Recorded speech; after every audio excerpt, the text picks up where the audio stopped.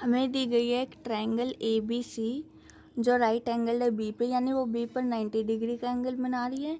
और tangent A की value दी गई है जो है 1/√3। हमें उसकी मदद से निकालना है इस इक्वेशन की क्या वैल्यू आएगी। तो हम हमारा सोल्यूशन स्टेप वाइज शुरू करते हैं।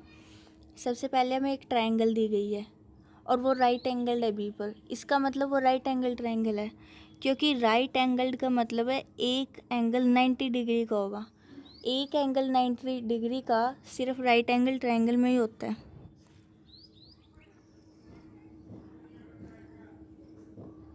तो यहाँ पर हमने ये हमारी राइट एंगल ट्रायंगल बना ली।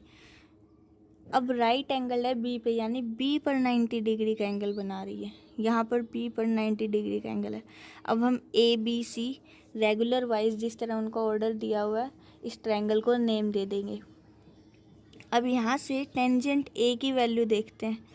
वो हो दे रखी है हमें 1/√3 और एक्चुअली में इस ट्रायंगल से हमें मिलेगी वो इस एंगल के अपोजिट साइड यानी परपेंडिकुलर जो है बी सी डिवाइडेड बाय इस एंगल के एडजेकेंट साइड जो है ए बी, बेस भी कहते हैं। इस टेंजेंट को हम परपेंडिकुलर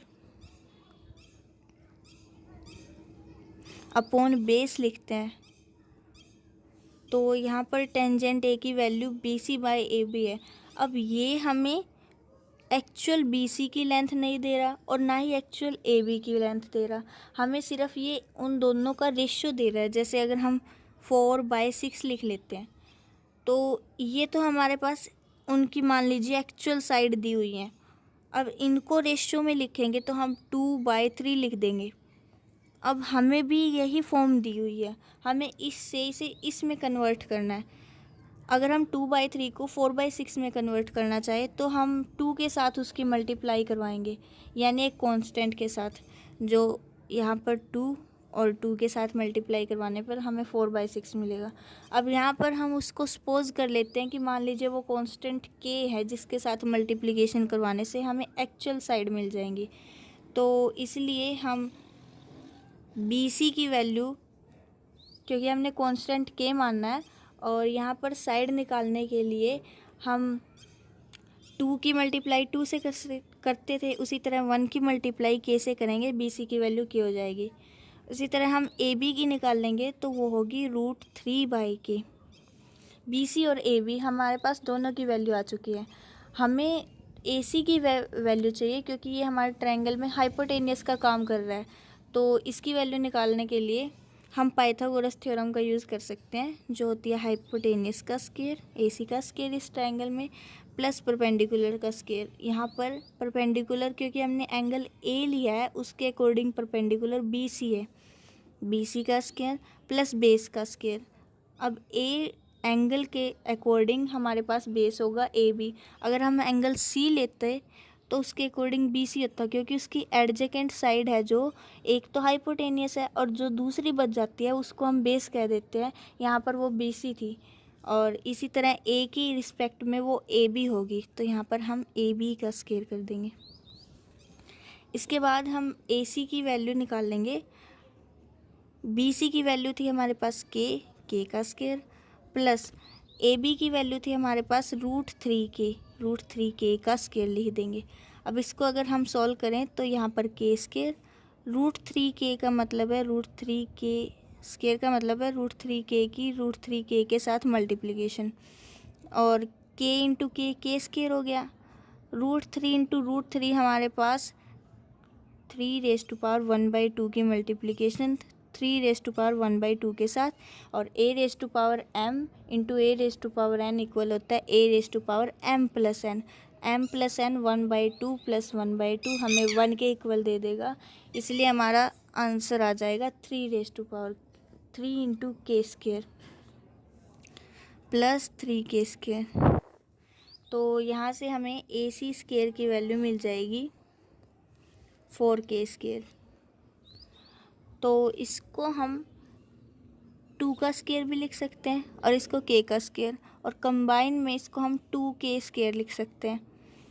अब अगर हम इस इक्वेशन में AC का स्क्वायर इक्वल है 2k का स्क्वायर होल स्क्वायर, अगर हम यहाँ पर स्क्वायर रूट अप्लाई करें तो स्क्वायर से स्क्वायर रूट कैंसिल आउट हो जाएगा और हमें AC की वैल्यू मिल जाएगी 2K। अब हमारे पास हमारी तीनों साइड की वैल्यू हमें मिल चुकी है। AC की है 2K और BC हमें शुरू से दी गई थी K, और उसी तरह AB की वैल्यू है √3K। अब हम हमारे ट्रायंगल से आसानी से साइन A और कोस A की वैल्यू और साइन C कोस C की वैल्यू निकाल सकते हैं।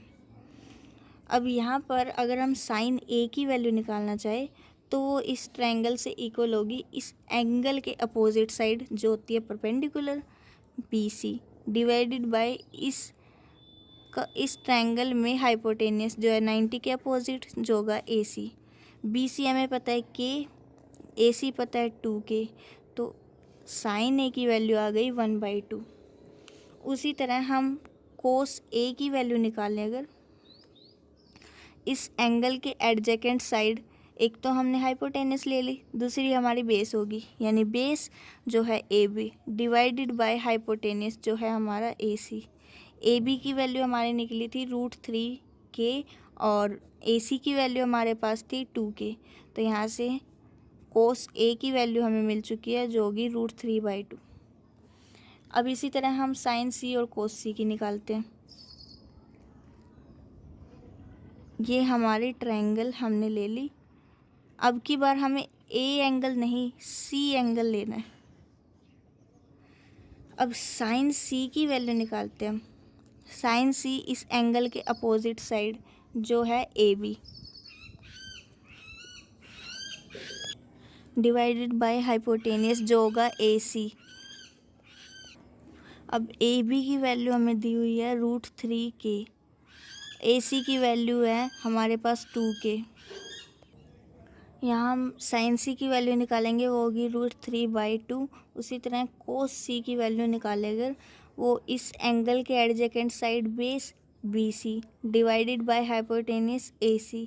BC की वैल्यू हमें पता है K और AC की वैल्यू है 2K, तो यहाँ से कोस C की वैल्यू आ गई 1/2।